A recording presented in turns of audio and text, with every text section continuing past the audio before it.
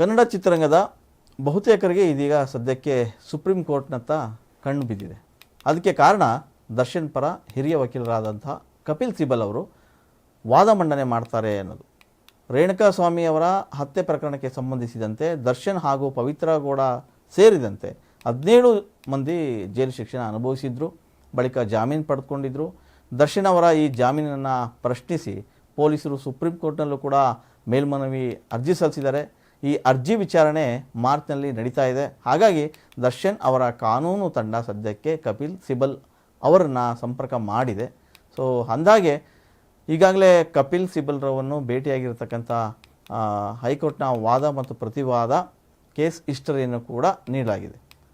Court ಶುಲ್ಕದ ಬಗ್ಗೆ ಕೂಡ ಚರ್ಚೆಯನ್ನು ಮಾಡಲಾಗಿದೆ. ದರ್ಶನ್ ಪರ ವಾದಕ್ಕೆ ಒಪ್ಪಿಗೆ ಏನಾದರೂ ನೀಡಿದರೆ ಮಾರ್ಚ್ 18ರಂದು ಕಪಿಲ್ ಸಿಬಲ್ ಅವರು ನ್ಯಾಯಾಲಯಕ್ಕೆ ಹಾಜರಾಗುವಂಥ ಎಲ್ಲ ಸಾಧ್ಯತೆಗಳು ದಟ್ಟವಾಗಿವೆ.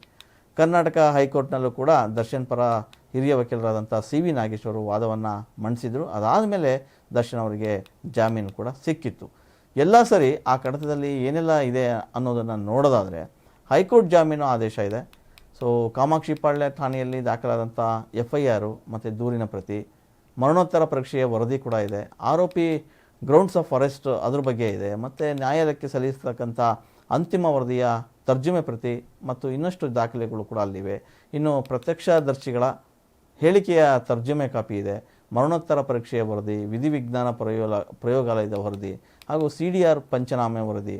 ಸೊ ಆರೋಪಿಗಳ ಬಳಿ ವಶಪಡಿಸಿಕೊಂಡಂತಹ ಒಂದಷ್ಟು ಡಿಜಿಟಲ್ ವಸ್ತುಗಳ ವಿಶ್ಲೇಷಣೆ ವರದಿ ಕೂಡ ಇದೆ. ಸೊ ಸೆಷನ್ ನ್ಯಾಯಾಲಯದಲ್ಲಿ ಈಗ ಜಾಮೀನು ಅರ್ಜಿ ವಜಾ ಆದೇಶ ಪ್ರತಿ ಮತ್ತು ದರ್ಶನ್ಗೆ ನೀಡಿದಂಥ ಮಧ್ಯಂತರ ಜಾಮೀನು ಆದೇಶ ಪ್ರತಿ, ಜೈಲಿನಿಂದ ದರ್ಶನ್ ಬಗ್ಗೆ ಸಲ್ಲಿಕೆಯಾದಂಥ ವೈದ್ಯಕೀಯ ವರದಿ ಕೂಡ, ಹಾಗೆ ಮತ್ತು ಅವರೇನು ಆಸ್ಪತ್ರೆಯಲ್ಲಿ ಇದ್ದರು BJS ಆಸ್ಪತ್ರೆಯಲ್ಲಿ ಆ ವೈದ್ಯರ ವರದಿ ಸೇರಿದಂತೆ ಒಟ್ಟು 15 ಅಂಶಗಳಿಗೆ ಸಂಬಂಧಿಸಿದಂಥ ಒಟ್ಟು 1492 ಪುಟಗಳನ್ನು ಇರತಕ್ಕಂಥ ಒಂದು ಕಡತವನ್ನು ಈಗ ಕೋರ್ಟಿಗೆ ನೀಡಲಾಗಿದೆ. ಸೊ ಪವಿತ್ರ ಗೌಡ ಈಗ A1 ಆರೋಪಿ ಇದ್ದಾರೆ, ದರ್ಶನ್ A2 ಆರೋಪಿ ಇದ್ದಾರೆ. ಉಳಿದಂತೆ ಜಗದೀಶ್ ಜಗ್ಗ ಅಲಿಯಾಸ್ ಜಗ್ಗ, ಅನುಕುಮಾರ್ ಅಲಿಯಾಸ್ ಅನು, ಆಮೇಲೆ ನಾಗರಾಜು, M ಲಕ್ಷ್ಮಣ್, ಪ್ರದೋಷ್ ಇವರೆಲ್ಲ ಜಾಮೀನು ರದ್ದಿಗೆ ಅರ್ಜಿ ಸಲ್ಲಿಕೆ ಮಾಡಿದ್ದಾರೆ. ಅದೇನೇ ಇರಲಿ, ದರ್ಶನ್ ಅವರು ಹೊರಗೆ ಬಂದರೂ ಕೂಡ ಇನ್ನೂ ವಿಚಾರಣೆ ನಡೀಬೇಕು. ಸೊ ಅವರ ಕೆಲಸಗಳಲ್ಲಿ ಅವರವರು ಬ್ಯುಸಿ ಆಗ್ತಾ ಇದ್ದಾರೆ. ಸೊ ಇತ್ತೀಚೆಗೆ ಪವಿತ್ರ ಗೌಡ ಅವರು ಕೂಡ ತಮ್ಮ ಕಾರ್ಪೊರೇಟ್ ಏನು ಸಂಸ್ಥೆ ಇತ್ತು, ಸೊ ಅದನ್ನು ಮುಂದುವರಿಸಿದ್ದಾರೆ. ಸೊ ರೀಲಾಂಚ್ ಮಾಡಿದ್ದಾರೆ. ಆದರೂ ಕೂಡ ಈ ಕಡೆ ಪೊಲೀಸರು ಜಾಮೀನಿನ ಪ್ರಶ್ನೆ ಮಾಡಿ ಏನು ಸುಪ್ರೀಂ ಕೋರ್ಟಿಗೆ ಹೋಗಿದ್ದಾರೆ, ಅದರ ವಿಚಾರಣೆ ಈಗ ನಡಿಬೇಕು. ಸೊ ಆ ವಿಚಾರಣೆಗೆ ಸಂಬಂಧಪಟ್ಟಂತೆ ಈಗ ಕಪಿಲ್ ಸಿಬಲ್ ಅವರು ದರ್ಶನ್ ಪರವಾಗಿ ವಾದ ಮಂಡಿಸ್ತಾರೆ ಅಂತ ಹೇಳಲಾಗ್ತಾ ಇದೆ. ಅದೇನೇ ಇದ್ದರೂ ಮಾರ್ಚ್ 18ಕ್ಕೆ ಎಲ್ಲ ವಿಷಯಗಳು ಗೊತ್ತಾಗುತ್ತೆ.